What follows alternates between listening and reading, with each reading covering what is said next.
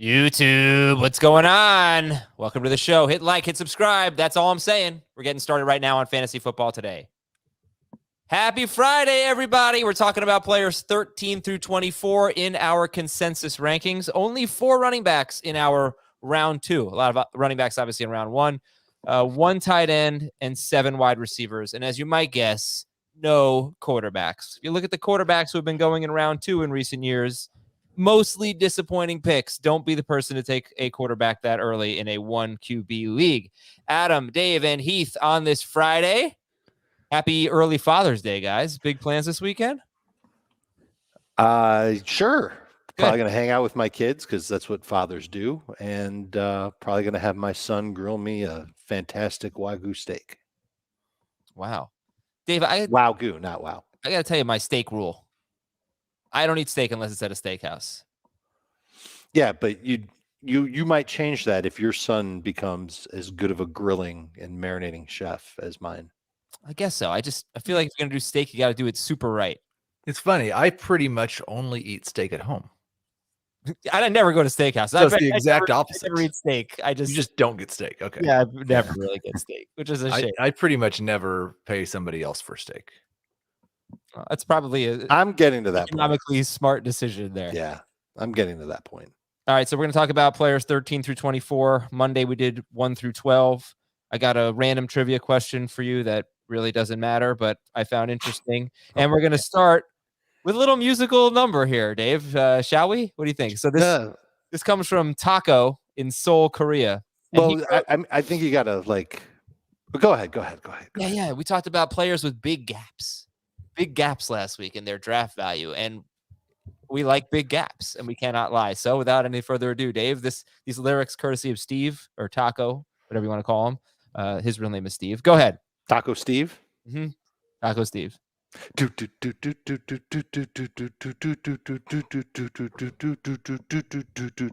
I like big gaps and I cannot lie. Hamilton walks in with an itty-bitty range and an 80 feet, 2 strings. I say, fellas. Yeah. Fellas. Yeah. Wait until the 5th. Hell yeah. Break it. Break it.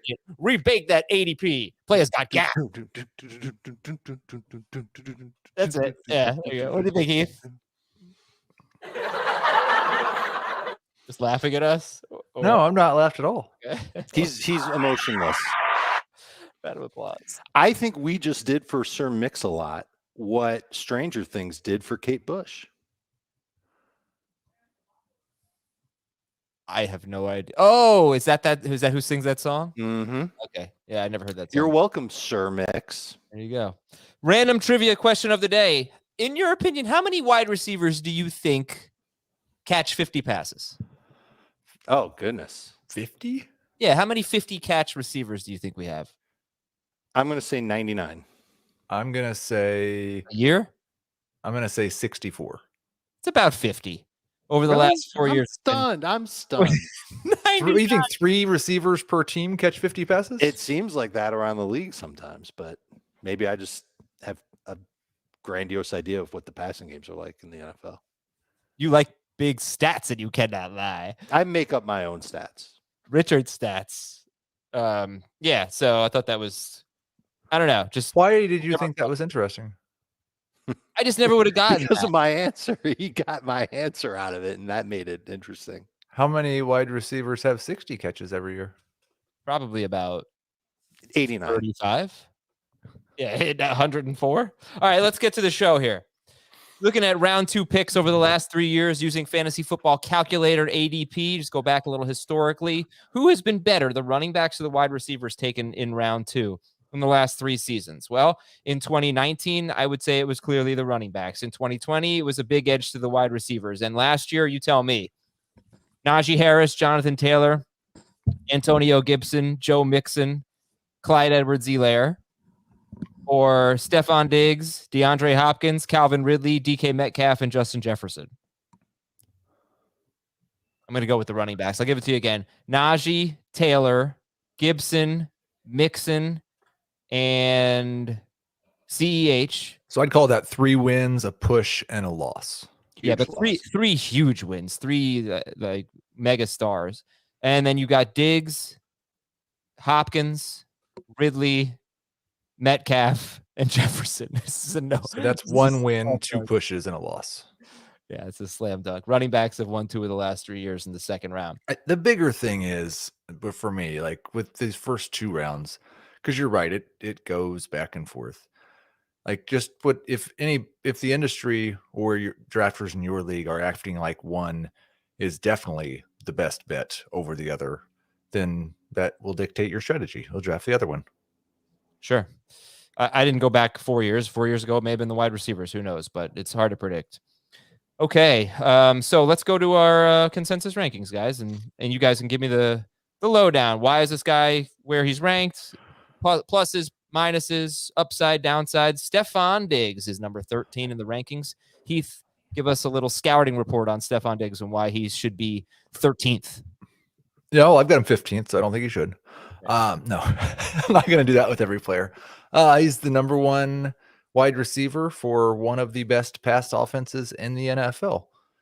And like that's just about all you need to know. He's got wide receiver 1 overall upside. And really, probably barring some sort of catastrophic injury, a pretty safe floor. We saw in 2020 with the Bills, he led the league in catches and yards and probably had a little bit of bad touchdown luck, only scored 8 of them. Last year, efficiency dropped quite a bit, but he scored more touchdowns. I think somewhere in that 100 catch, 1,200 yards, 7 touchdowns is about his floor, which is pretty fantastic. He was wide receiver 3 in 2020. He was wide receiver 10 in 2021. He was wide receiver 11 in 2018. So he's a real good player. When we see him ranked 5th or 4th among wide receivers, maybe that's putting him a tad too much toward his ceiling compared to the floor, but I don't care. I think that there's only a select few number of receivers who have a floor of, call it 80, 1,100, and 7. And I think Diggs is one of those guys. You're going to take him early. He's going to be a top 15 pick. Does he not have wide receiver 1 upside? I would think Sure he does. He does. Yes. Yes, his ceiling could be, and he's already talked about it, leading the league in catches and yards. And, instead of having 8 touchdowns, he has 13. He just has a monster year because Josh Allen has a monster year, and you're thrilled to have him. And no one will look back and say, gee whiz, what a reach at the time. Because no one really says, gee whiz anymore. It's not 1962. Oh, gee whiz. Okay, so fantasy football yesterday, Dave. So, okay, that's Stefon Diggs. Let's go to our next player here, and that would be Aaron Jones. Before we get to Aaron Jones, though, I just want to tell you about our other podcasts. We do have other podcasts in the CBS Sports Network. CBS Sports, we have the best podcasts. We have grown so much over the years, and we've got, obviously, Fantasy Football Today in 5, Fantasy Baseball Today in 5. We've got a combat sports podcast called Morning Combat. We've got golf. We've got college football. We've got college basketball. We've got soccer. We've got a women's soccer podcast. So all of the main sports. We don't have a baseball podcast, but we do have fantasy. So you can check it all out. CBSSports.com/podcasts. You can listen to them there. You can subscribe. CBSSports.com/podcasts. You can also find them on the app as well. The CBS Sports app is awesome. Download that. Now, Aaron Jones checking in at number 14. And yeah, I mean, this is PPR. How much of a difference is there in where you guys would draft Aaron Jones in PPR versus half versus non? Is he format dependent, Dave? He probably should be a little more format dependent than I have him ranked. I've got him still top 10 in non-PPR because I still think he can be effective as a runner. I am a little bit worried about how much work he gets from week to week. We had a 6-game sample size last year where A.J. Dillon averaged 14 touches per game. Aaron Jones, and this is after the Aaron Jones injury. This isn't over the course of the season. This is when they started to involve A.J. Dillon more. It included the playoffs. Jones, 14.7 touches per game, but a lot more came in the passing game. So I think having him higher in PPR does make sense because we're expecting him to be among the team leaders in receptions and targets this year. But he could lose out on touchdowns to Dillon, who kind of takes over that role from Jones this year. Yeah, I think he's like, it's really underrated the chance that he just leads all running backs in receptions and yards receiving this year. And maybe there will be someone in Green Bay that steps up and takes over that number one role. But his receiving upside is pretty insane. What is it? Is it 60 catches, 70? Oh no, I think it's a lot higher than that. I think it might be 100 catches. Aaron Jones has been second on the team in targets 3 straight years, and that's with a guy in Davante Adams who has averaged more than 10 targets per game 4 straight years, obviously gone. So, we've seen some running backs get to that 100 catch mark. Not many. McCaffrey, Forte. So you think 100 catches, you said, Heath, is in the realm of possibility for Aaron Jones? I think it's in the realm of possibility, yes. Yeah, and he has maybe a somewhat similar profile to DeAndre Swift, who's a few spots down in the consensus rankings, but Swift is the next running back in our rankings. Who do you guys like better? I know consensus has Jones ahead, but who do you individually like better, Jones or Swift?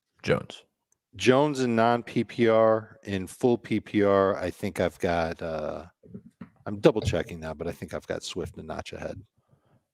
That's interesting because I feel like I think Swift has the higher upside for catches.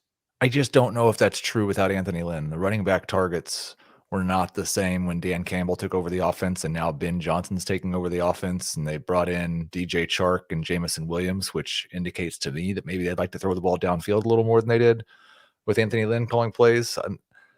I don't know. I mean, I love Swift, but I don't know that he has. I was a pretty big fan of the Anthony Lynn scheme for Swift, and that's not there anymore. I like that he's been used a lot more in the passing game so far this offseason. And maybe it's just because it's OTAs and there's no point in running the ball in OTAs. But word is that they're going to line him up all over the place and let him run routes and try and get those matchups against linebackers and safeties. He's coming up in just a little bit. So stay tuned for the DeAndre Swift discussion and some serious Azer statting on DeAndre Swift. I got some good stuff there with the Anthony Lynn stuff. Davante Adams. So it goes Stefon Diggs 13, Aaron Jones 14. Davante Adams is 15th in the consensus rankings. And the question I have for you guys is, when you do your research on a player and you come up with your opinion on a player, whatever your process may be, how do you do it for Davante Adams going to a new team where, in the last 3 years in Green Bay, there hasn't even been a second guy who's gotten 70 targets. And, Darren Waller should destroy that, and maybe even Renfro, who knows? The touchdowns between Derek Carr and Aaron Rodgers are just so different. How do you even evaluate and predict on Davante Adams? Heath, what's your process there?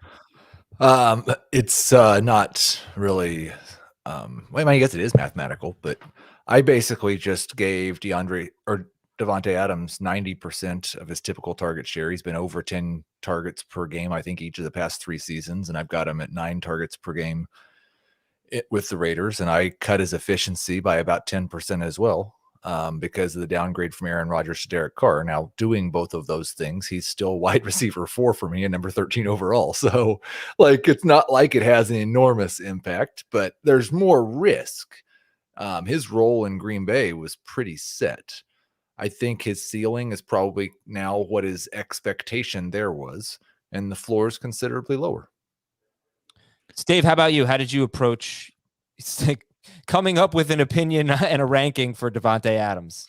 The first thing I did was I thought about what went wrong for Derek Carr, because he's consistently been outside of the top 15 in points per game at quarterback, and it's been the red zone work. He's needed help in the red zone more than anything else. Here's Davante Adams, who's been one of the more prolific red zone targets in the NFL over the last 3-4 seasons. They also played together at Fresno State. This isn't going to be like Tyreek Hill and Tua Tagovailoa, where they've never played together. They've got to get their chemistry down. I feel like when a receiver and a quarterback have played together before, it doesn't take them much time to get up to speed on developing chemistry and rhythm. And I think that's what's going to happen. In 2 years together at Fresno State, and granted it's Fresno State and it's college and it's a long time ago, 3,031 yards between the two of them, 38 touchdowns between the two of them.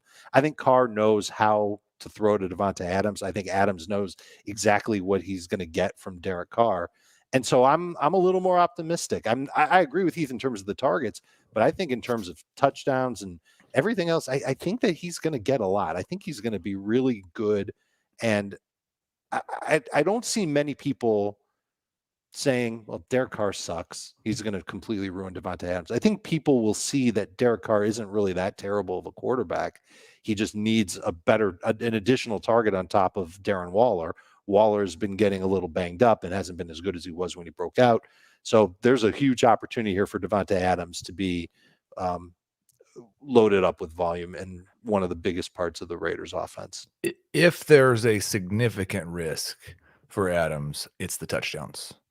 Right. Because he's played with a quarterback in Aaron Rodgers, who basically his entire career has been towards the very top of the active leaderboard in career touchdown rate.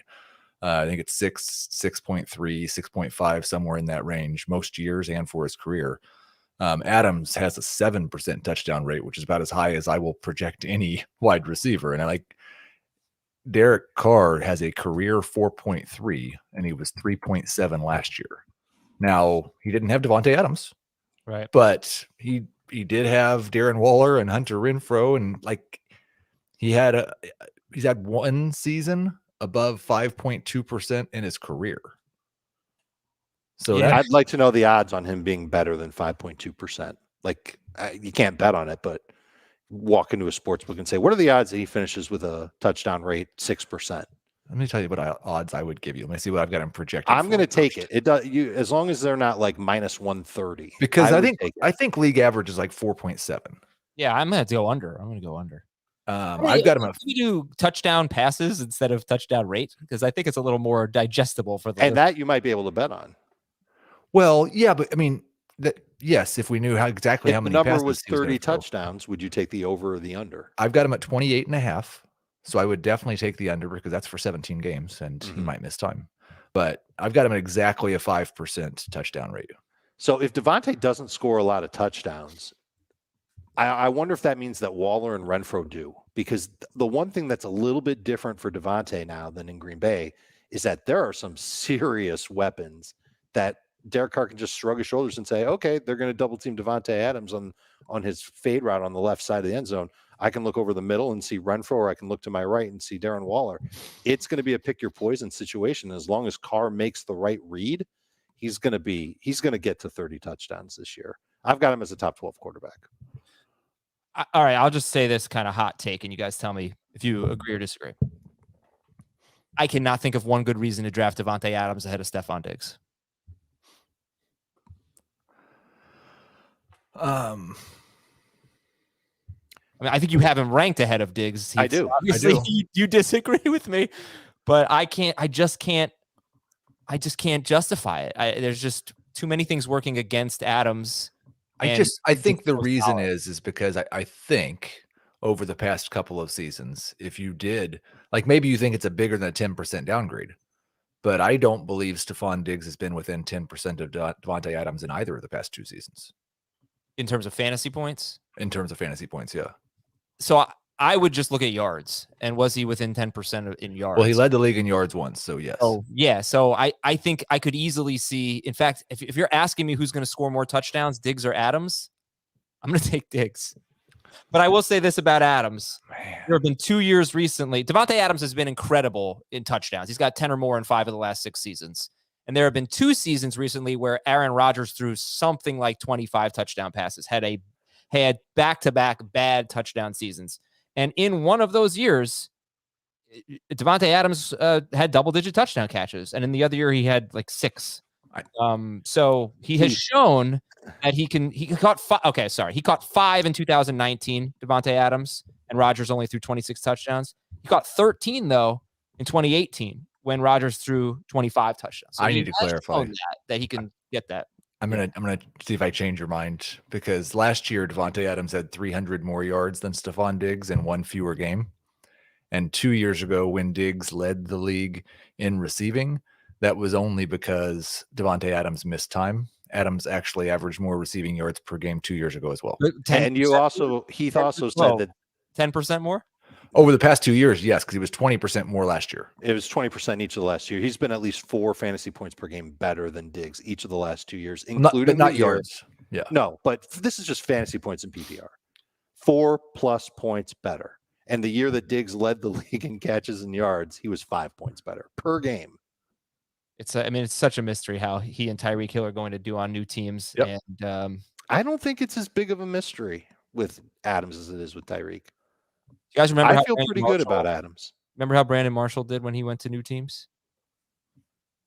Just throwing it out there because we don't get a ton of incredible receivers going to new teams like this. Right. Brandon DeAndre Marshall, Hopkins did okay. Hopkins in his first year did really well. Yep. But it was a little touchdown dependent, right? No, that was year That's two. why they got him. No, that was year 2. He actually didn't have the touchdowns. He did early on, didn't he? I think he did, and then he just ended up just catching his way to good I numbers. think he only had 6 all year, if I remember right. Yeah, Brandon Marshall was incredible. 2 of his best seasons came when he changed teams. Went to the Bears and then the Jets. Now he went to the Dolphins earlier in his career. He didn't have a good year, but we've seen great receivers change teams and have great years for fantasy. All right, let's go to our next player here, and that is Mark Andrews. All right, Mark Andrews is 13, 14, 15, 16th. Mark Andrews, 16th. Dave, your thoughts?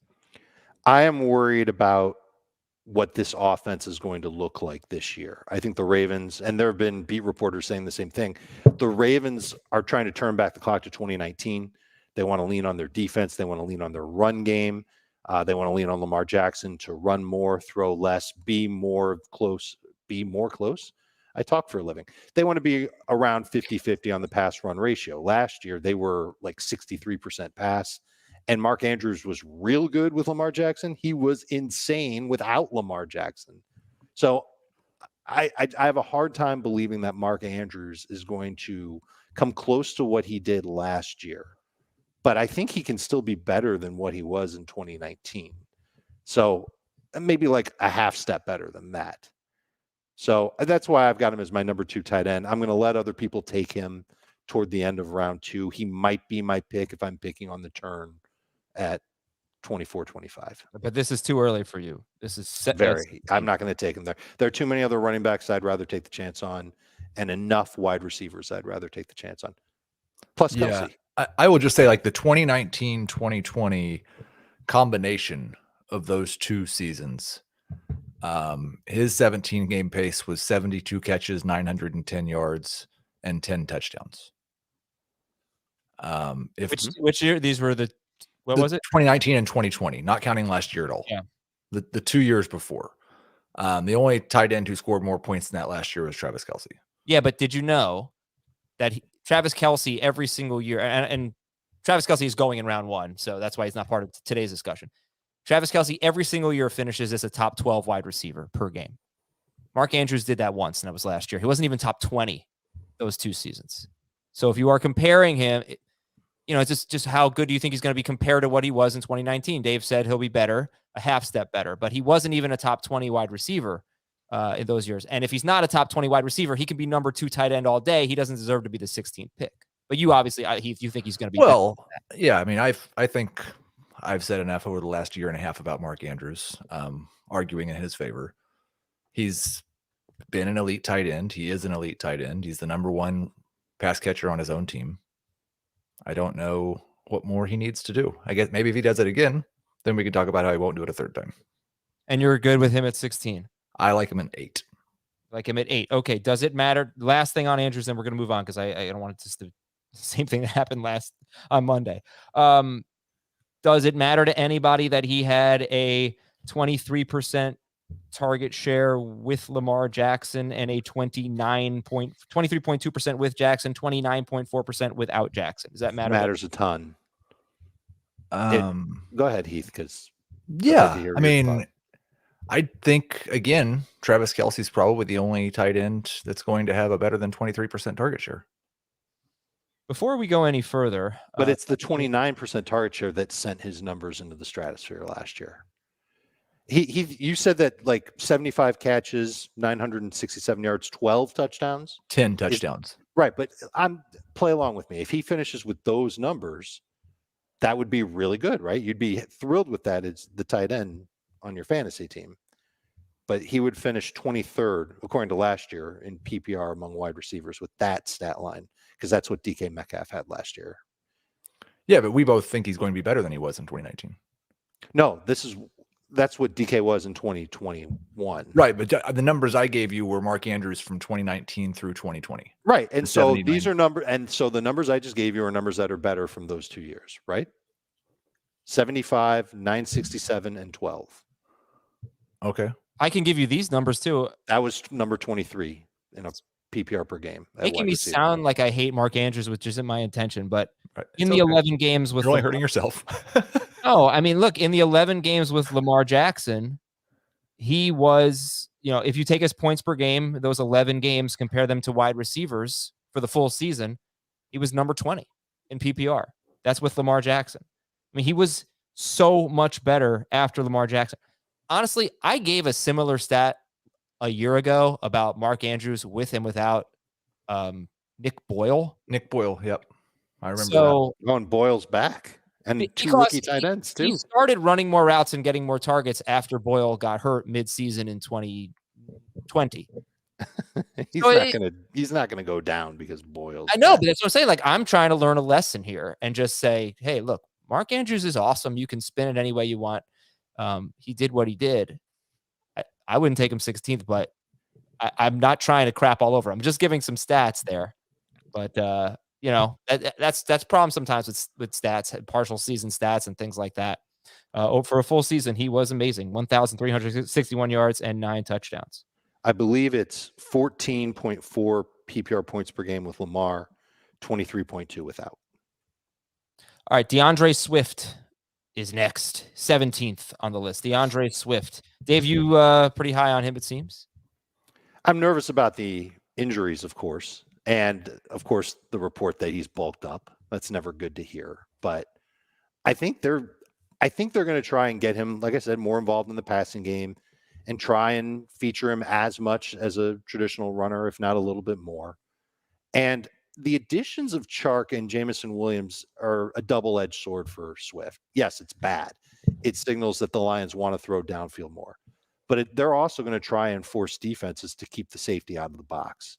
If they can have the threat of a downfield pass, even with Jared Goff at quarterback, it could open things up and make DeAndre Swift more efficient. So I'm willing to take the chance on him. Before he got hurt last year, he was averaging over 17 PPR points per game. And I can find that in round 2 at a position that's going to dry up quick. I will take the chance on it, and I will keep a very close eye on who might be the number 2 running back in Detroit. If it's Jamal Williams, I'm not going to be excited. I kind of liked how Craig Reynolds ran last year. I wonder if he bests Jamal Williams and becomes a guy that I can literally take in round 15 because no one else is looking for him and just throw him on my bench for the 3 or 4 weeks that Swift misses. Yeah, before his injury, first 10 games, he was the number 9 running back per game in non-PPR, number 6.5, and number 4 in full PPR. I said that a little bit incorrectly. It's not that he was in that stretch. It's that if you take his points per game in that stretch, he would have finished over the full season. He would have finished as the number 4 running back in full PPR. DeAndre Swift in his first 10 games. Heath, what's the downside? Does he have big bust potential, little bust potential? What do you think for Swift? Well, he has big bust potential because he's not shown us the ability to get through an NFL season healthy yet. He is in higher injury risk than the average running back, I think. But then also, if like running between the tackles or running the ball, he did not grade out very well last year. A lot of his fantasy production came from the fact that he caught a bunch of passes in garbage time. And if they don't throw to their running backs as much as they did, and he doesn't have a lot of success running the football, then yeah, there's big bust potential. And how concerned are you about the Anthony Lynn stuff? We'll just finish with this. That's the reason I don't have Swift in the first round. I probably would if Anthony Lynn was still there. Okay. If you want to be optimistic about it, Swift only played 3 healthy games after Anthony Lynn got fired. And Anthony Lynn was the play caller. He was the offensive coordinator and the play caller. And he has a history with Austin Eckler, with Swift, of throwing to his running backs. And that is why we saw Swift has this great cash potential. And I will say that Swift didn't have the same target share in those 3 healthy games after Lynn got fired, but it still was 21.7%. After Swift got hurt, then the running back targets went way down. And then Swift came back at the last 3 games and wasn't playing as much, wasn't himself. But it's possible that he still would have gotten a ton of catches. 20 because you'd take a 21.7% target share. Oh, we'd love it. Yeah. So that's what it was before his injury and after the Anthony Lynn firing. I got to tell you, Go ahead. Heath's right about the between the tackles running. He was horribly inefficient. His rush EPA was -0.3, which was over 100th among running backs. It was terrible. Ranked poorly, yards before contact, after contact, explosive plays, even avoided tackles was under 10%. That's bad. But this is just what, up the middle? Strictly between the tackles. Runs to the A and B gaps specifically. So Leonard Fournette. Ready to go? Let's do Leonard Fournette. Sure. I mean, no, that's a strike I didn't consider with Swift. I knew he wouldn't be good running between the tackles, but that's really not good. All right, Leonard Fournette. Look, if he has the same role as last year, then you take him at 18. I think I've been giving the wrong ADPs. No, Stefon Diggs 13, Aaron Jones 14. This is an ADP. This is consensus ranking. Sorry. Davante Adams, 15. Mark Andrews, 16. DeAndre Swift, 17. And Leonard Fournette, 18. There we go. Leonard Fournette, 18th overall. Do you think he will have the same role? That's number one. And number two, how concerned are you about his weight gain? Heath, go. I don't like the fact that he has to do something in the next 2 months to get into football shape. I wish that he was currently in football shape, but he was pretty honest about it. And I think he is a guy whose weight fluctuates in the offseason, is what he said. And he knows he has to do the work. There's quite, I expect as long as he is in shape and healthy, he will have the same role. But he's 27-year-old running back who has literally never played a full season's worth of games. And is currently not in good shape. So there's significant reason to wonder whether he'll get that role and whether he'll hold up to it. But I don't think with Tom Brady playing quarterback that's Rachaad White's going to take his job or take even the valuable portion of his job. Okay. Dave, are you okay with Fournette at 18? I'm mostly okay with it. Although, since I had it open, I decided to check on Fournette's runs between the tackles. Swift was better in a lot of ways, and Swift was terrible. Swift had a better rushing average. He was better in yards before contact per rush. They were about equal after contact. The explosive rate was in Swift's favor. The avoided tackle rate, Fournette had that. He was at 12%. That still stinks, but it's better than what Swift had. But these stats might not matter. It's the opportunity that matters. And maybe that's something I could have said for Swift. Bottom line with Fournette is that I don't see anybody else on this roster taking short yardage goal line work. This is an offense that's going to throw a lot. They might need to run the ball a little bit more than normal because of the questions that they have in their passing game. But Fournette's the guy that Brady relies on. I fully expect him to be in good shape by the time that late July rolls around. Okay with him for now as a number 2 or a second round running back.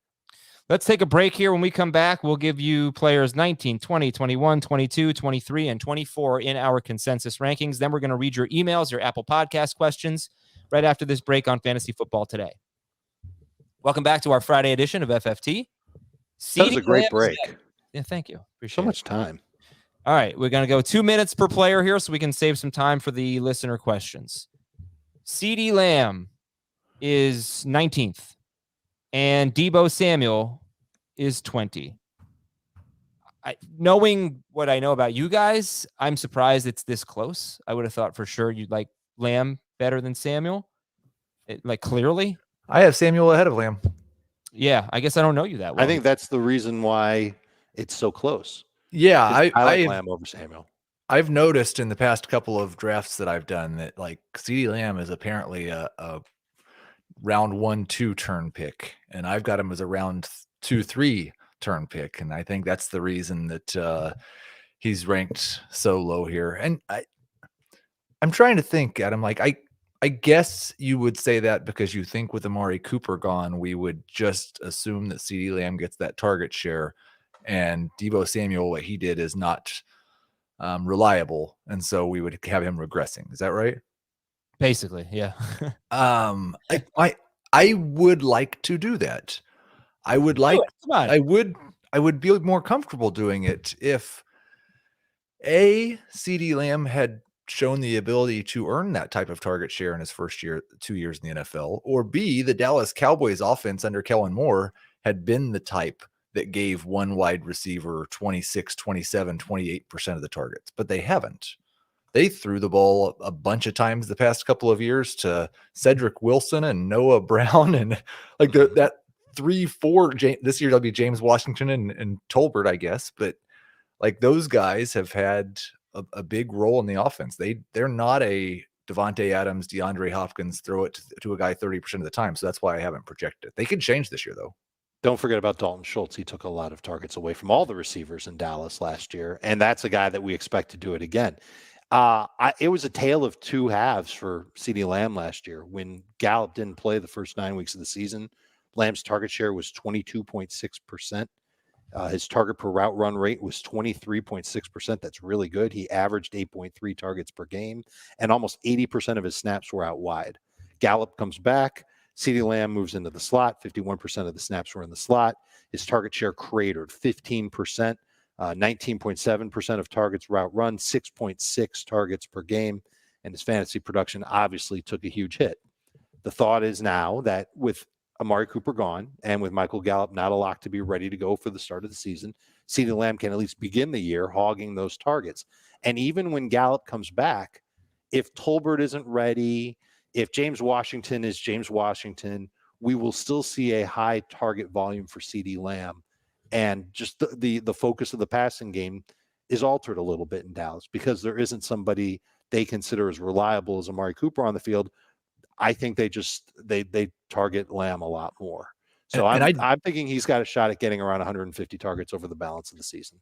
I've got him at a 22% target share right now, which is what you said he was for his good stretch last year, right? First 9 games. Yeah. That puts him 14th amongst wide receivers in targets. For me, how many you haven't projected? 138. Okay, so I'm not too far off from you. I'm a little more optimistic, but I think he's a playmaker. I think he's the type of receiver that can win in contested catch situations. I think he can break away from coverage. I think he's a good route runner. I think he's got great hands, crazy catch radius. And that's the question I guess that I have is like, if the CeeDee Lamb breakout happens, which of the things from his first 2 years is going to change? Does he become a huge target guy? Yes. Which like 138 over 17 wouldn't really be that, but does he actually start scoring touchdowns at a high rate? Because he hasn't done that yet either. Does he become a big yards per target guy? He's been good, very good in that area. But is it like, where is CeeDee Lamb going to start being elite? I mean, it's a good question. I think it's the touchdowns. I think you're probably hoping for 10 touchdowns. He had 6 last year. Mm-hmm. Let's look at some raw numbers here. Deebo Samuel and CeeDee Lamb had the same amount of targets last season. They both had 120, and Deebo Samuel turned that into 303 more yards. He was so much better. He was better than everybody. His yards after catch was unbelievable, but I think he's led the NFL in yards after catch in 2 of the last 3 seasons, or he's been close. But then you have the rushing totals as well. But here's another raw number. The Cowboys threw the ball 133 more times than the 49ers last year. And Deebo and Lamb had the same number of targets. Yeah, but now they got Trey Lance coming in. What's the gap going to be this year? So I don't know, man. All right, good debate there. Good debate. Are either of how much rushing does Deebo have this year? Because that's the sticking point with him, is that he doesn't want to do that as much. Is it? I think so, unless they're going to pay him crazy money to be a running back and wide receiver.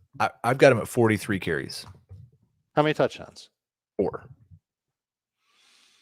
Okay. All right, let's go next. Yeah. Next. Mike Evans and Keenan Allen are 21 and 22 in the consensus rankings. Very, very different players. Mike Evans and Keenan Allen. I'll throw Tyreek Hill in there as well, because he is 23. Mike Evans, Keenan Allen, Tyreek Hill. This group here, how do you guys rank them? Evans, Allen, Hill. Allen, Hill, Evans, Hill. I've got him Hill, Evans, Allen. So complete opposites. Well, at least you guys have Evans second. So it's Mike Evans, Keenan Allen, and Tyreek Hill. Do you feel strongly? That's the consensus of rankings. Do you feel strongly about one of them? Like, oh, I'm so excited to draft this one. No, I look at them as guys who are likely to lead their teams in targets. In the case of Evans, whatever he lacks in terms of explosiveness, he can make up for in touchdowns. Kind of have to hope for the same thing with Keenan Allen. And with Tyreek Hill, you're just hoping that he breaks a lot of catch and runs in this offense and makes up for Tua's shortcomings. But he's got that explosiveness to him to do it. I think one of these 3 wide receivers will probably finish top 5. One of them is going to be a high-end number 2, and one of them is going to bust. Who's the safest? Evans, Allen, Tyreek Hill. Full PPR, it's Allen. I think Heath's right. Yeah. But I also think he's got the lowest ceiling. Yeah. We talked about both Allen and Evans when that wide receiver stats show last week, where Allen's been a top 12 PPR wide receiver 5 straight years. Something like that. Yeah, he was 12th last year. And in 4 of 6 seasons, Evans has been top 15 or 16 in PPR. The catches aren't really close. He's Evans been top 11 in 4 of the last 6. And 3 of the last 4. He's been top 11. Last year was 11. Per game? Per game. Yeah, so they're both safe. Allen, historically, safer than Mike Evans in full PPR. All right, and then David Montgomery is number 24. Who is going to sneak in? I just had the first pick in a draft a couple of days ago and had trouble with that pick. I had Jonathan Taylor 1, and I went A.J. Brown, Nick Chubb, and neither of them are in the consensus top 24. I think David Montgomery was on the board, but I think there's some tough calls to be made there. He was? Every time I have a pick in the first 4 rounds or the first 4 picks, David Montgomery is my highest ranked player in the second round. I take Keenan Allen because I know that nobody's going to take David Montgomery in round 2, and I take Montgomery in round 3. But that's smart. Like, that's part of the knowing your league and going into your draft and saying, all right, I know the guy's picking after me. Don't value this player the same way I do. I'm going to take my chances that he makes it back to me. I may be having an undue influence on these top 24 consensus rankings because I know that I'm the only reason that CeeDee Lamb's not higher, and I'm the only reason we're even talking about David Montgomery. I've got him 17th. Yeah, and his ADP in NFC, I think, is round 4, David Montgomery. So whether you like him or not, you're going to like him in round 4. All right, so what's the case against David Montgomery? Because you don't have him in your top 24. The case against Montgomery is that the offensive line is bad. You're about to hear the phone ring for about a minute. Sorry about that. The offensive line is going to be bad. I think it's going to be David worse Montgomery than it was last year right now. And he's going to kick my ass. I'm a little worried about the workload for Montgomery. I wonder if they use Khalil Herbert a little bit more. Obviously, Justin Fields is a runner. He could take some work away from him. And this is a low-scoring offense. I don't look at the Bears as being a team that's even, league average in terms of total touchdowns, which means it's going to be hard for him to come through with a ton of numbers. If he stays healthy for 17 games, he will absolutely work his way to 1,300, 1,400 total yards, something like that. But he might only have 6 or 7 touchdowns to go with it. I think he's going to be a number 1-ish fantasy running back, but not one that I would take as a top 20 pick, let's say.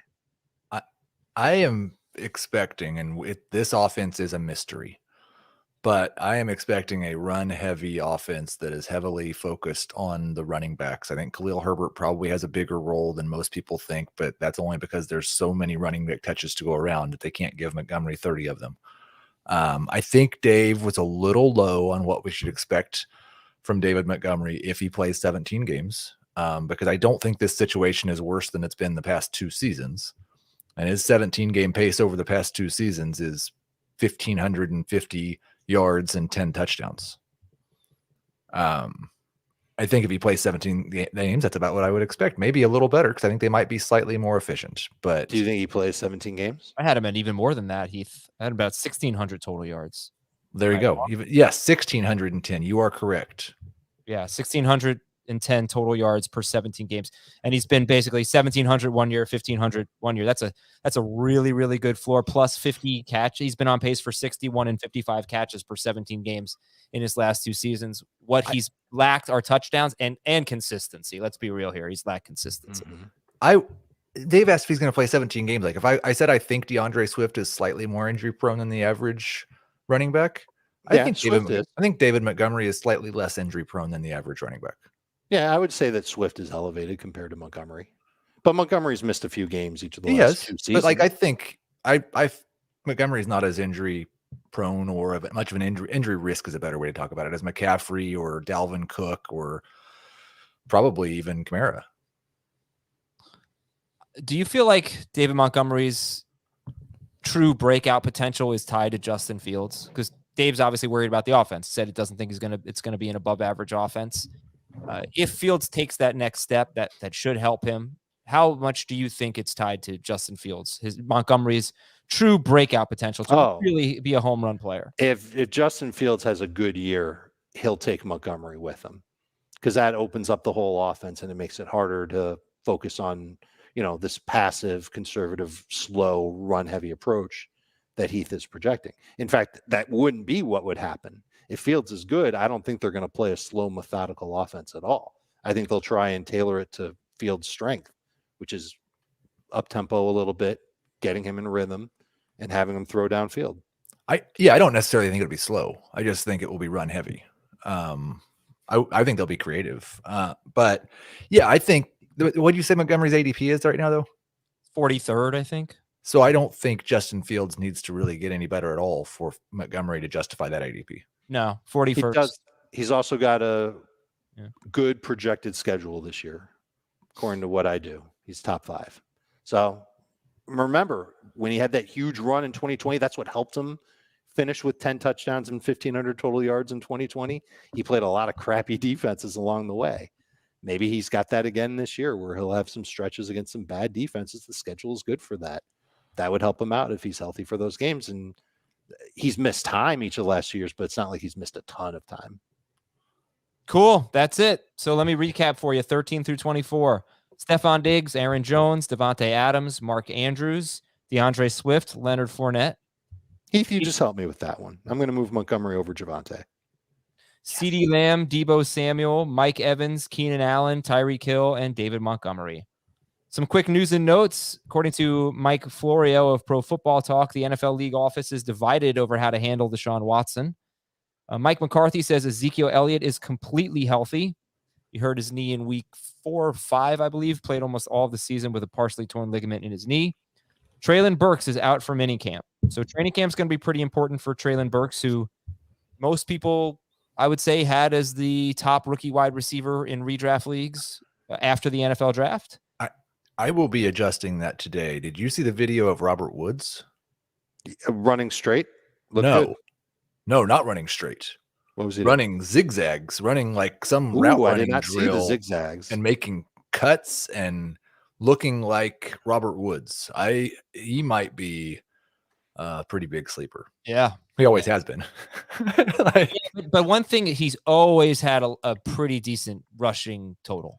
That's kind of propped right. I don't know if they're going to do that in Tennessee. But either way, even if you took that might be in the neighborhood of 20 fantasy points over the balance. They talked about doing that with Burks, though. It makes more sense to do it with Burks than Woods, given their profiles.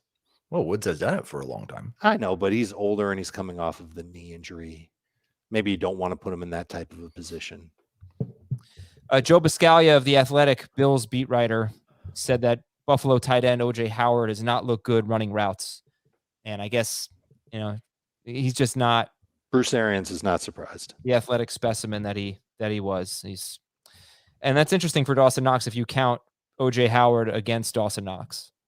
So we'll have time to talk about that. Time for your Apple Podcast questions. This is from History Nick. Enough is enough.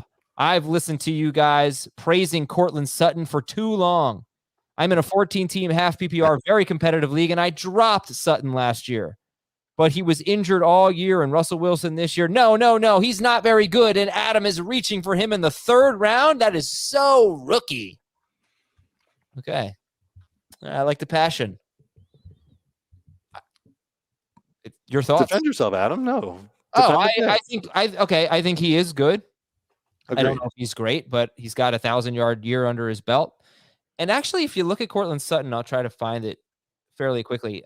Before without Jerry Jeudy last year and with Teddy Bridgewater as his quarterback, he had some really, really good weeks. Huge 159 yards, 120 yards and a touchdown, 94 yards and a touchdown. He had some bad weeks too, but he was much, much better before Jerry Jeudy came back.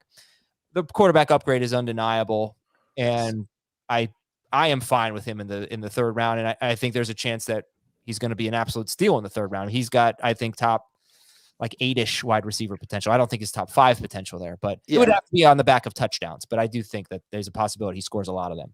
I don't know if he's an absolute steal in round 3. He'd have to finish as he'd have to finish like top 5. I think top 8 would be a steal. Yeah, I'm still taking him in round 4. I'm comfortable doing it then. When he had that big year, big for him year in 2019, you know who his best quarterback was? No. Drew Lock. Oh, right. Oh, wait, sorry, I didn't know that. I was distracted. I just want to clarify. I took him with the second to last pick of round 3. Basically round 4. The guy who was drafting after me took Aaron Jones and Travis Kelce with his first 2 picks. So I said, you were worried about him taking Sutton in a 3-receiver league, and it was a 3-receiver league, and it was full PPR. So I think 35th for him was not too early. Okay, next question on Apple Podcast from Clint: Javonte Williams in the 7th, Deebo Samuel in the 8th, or J.K. Dobbins in the 16th? You can only keep one. Yep, keep one for 1 year only. I can't keep Dobbins right now. The value is so great, but we just don't know what his situation is going to be. There was a positive report today. Good. I hope. Good. I know he's doing some things at minicamp, but I wonder if he's got a little more ways to go than we've been led to believe. And I think he's still on a better pace than Gus Edwards. I think I'd take Deebo. I'd go Deebo, but if you can wait until camp and Dobbins is there, then I'd take Dobbins. Sure. If Dobbins looks like, if he's spry and moving around and no pup, then I think that's too good to ignore. From Phil the Enforcer. Ooh. Yeah. Tough. Najee Harris or Aaron Jones, first round pick. Who does he keep? Najee. Aaron Jones. Ooh. From Don Quixote 23.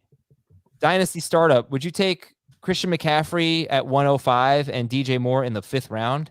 In a lot of mock drafts, that's been falling to me that way. And I like both young, talented players, but I don't know if I want to be so reliant on the Panthers. It's a 3-receiver league with 3 flex. I just updated my top 150. DJ Moore in the 5th is an incredible value. I don't even understand how that's possible. So that would be great. I've got McCaffrey 6th, so I don't hate it. But more importantly, just because you have McCaffrey, don't let that discourage you from taking DJ Moore in the 5th round, because that's insane. Right. They played 7 games together last year. DJ Moore had 15 plus PPR in 3 of them, including the first 2 to begin the year. Remember, Moore got off to a crazy good start last year. Yes. And then things kind of collapsed. Yeah, well, so that's what happened with Sam Darnold. He got off to a crazy good start.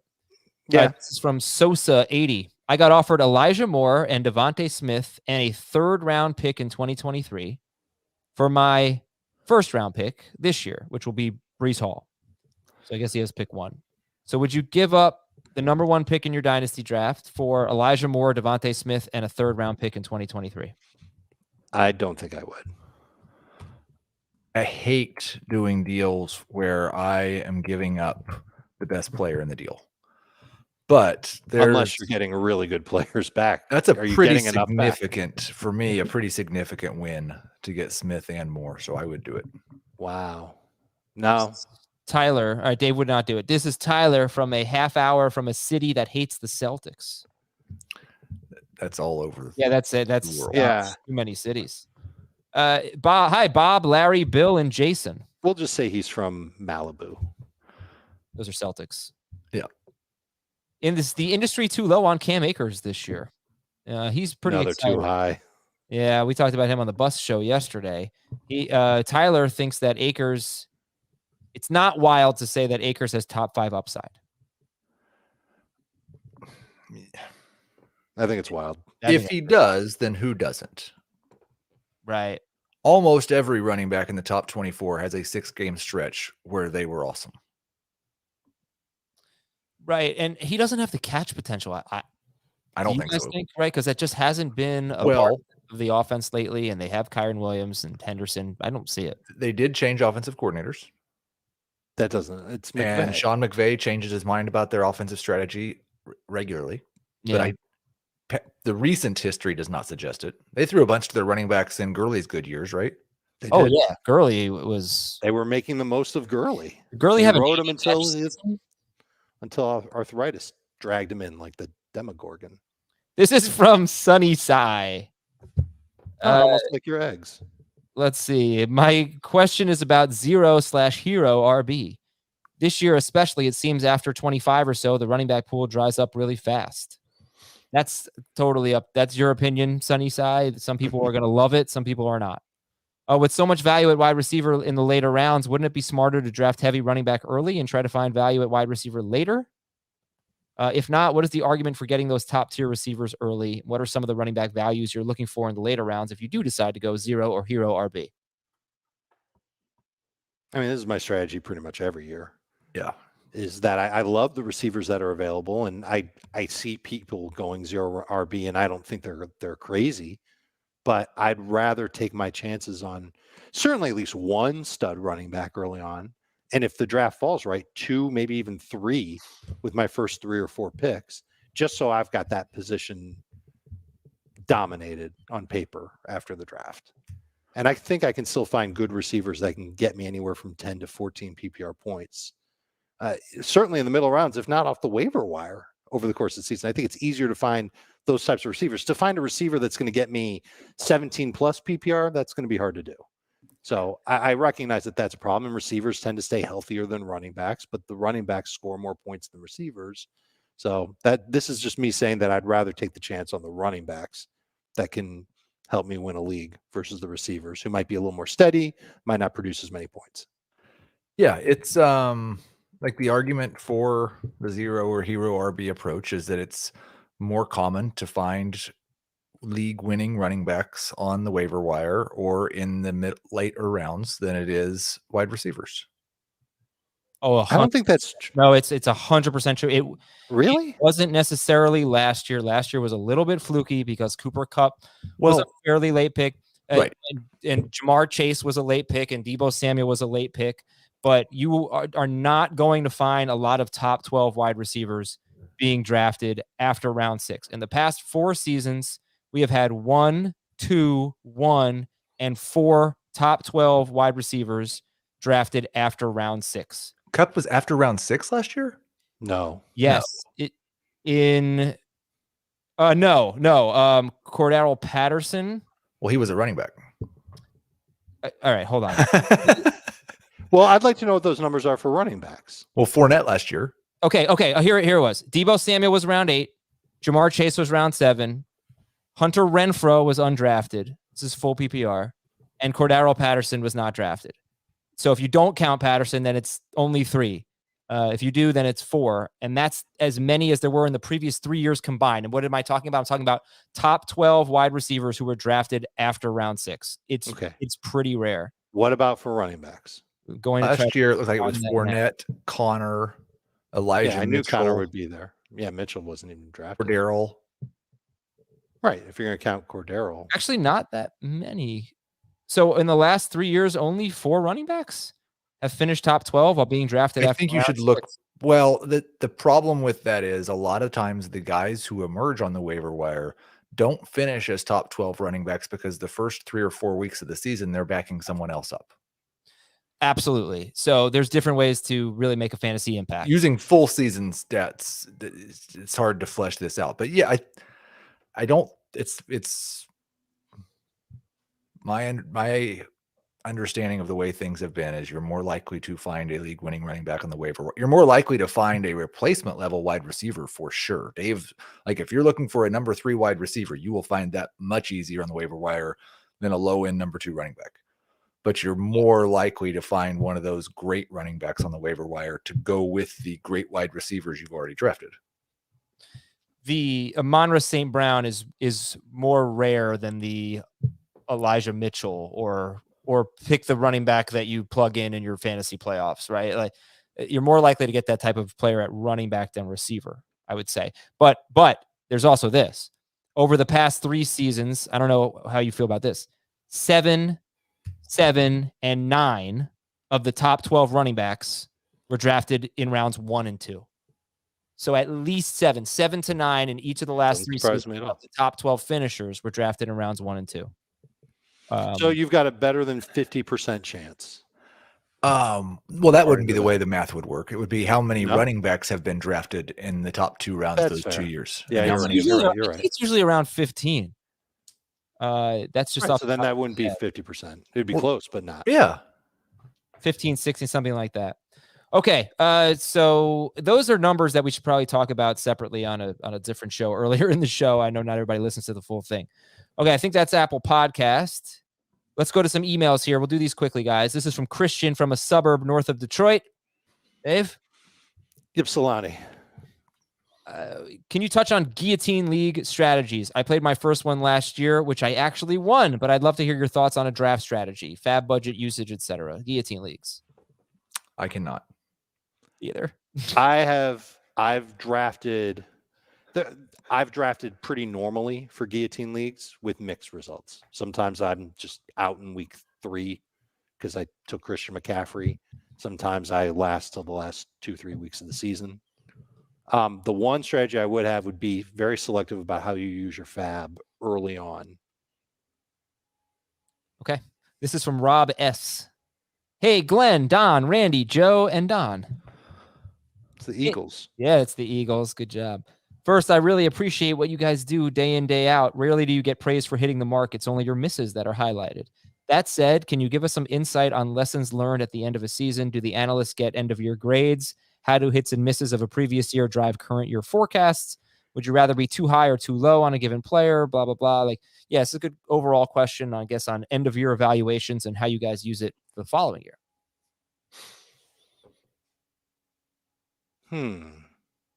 We are not evaluated on our hits and misses internally. It's not like we walk into the office and, the I've got a scoreboard. Standard. Oh, yeah. Yeah, I keep track of everything that No, I was going to say, I hear, honestly, because we have such good fans, I probably hear more stuff when one of the guys that we're on that does well than I do the negative stuff. Like the DeAndre Swift month was so much fun. You were taking victory laps all the time. And there's one guy that one of you is really high on, and that player hits like Darren Waller a few years ago for Dave. That is really fun, and everybody seems to remember that. We try to do that every year, and it's not just Heath and I. Jamie does it. Adam, you do it. You've pinned your hopes. You were crazy about Justin Jefferson. Oh, he nailed Justin Jefferson once upon a that time. Damn right. It's going to be won all kinds of leagues because he still had him on his roster. Just got to be patient. You know what? I'm sorry to cut you short, Rob. I think if you want to know more about their kind of rankings philosophies, I think we can talk about that on a different show and spend a lot of time on it. I think it'd be pretty interesting. Adam in St. Louis, 10-team full PPR league. I'm keeping Derrick Henry, Jonathan Taylor, and Justin Jefferson. Should I try to put a stranglehold on the running back position with a David Montgomery type? Or should I go with Kittle or Waller or a wide receiver? He's already got Henry, Taylor, and Jefferson. What would you do? Would you take another really solid running back, or would you take a tight end or a receiver? No, in a 10-team league, I would look at one of those. I'd look at one of those tight ends. I just don't know if I would take them immediately, Kittle and Waller. I'd go pass catcher for sure, and just best available pass catcher. Probably with my next 2 or 3 picks. Andrews and Montgomery are the only, or Andrews and Kelsey are the only tight ends that I would take ahead of Montgomery. Same. Cup, Jefferson, Adams, Chase, and Diggs are the only wide receivers I take ahead of Montgomery. So I would probably take Montgomery. This is from Matthew. I just found out that I landed the 3rd pick in my fantasy football PPR redraft league.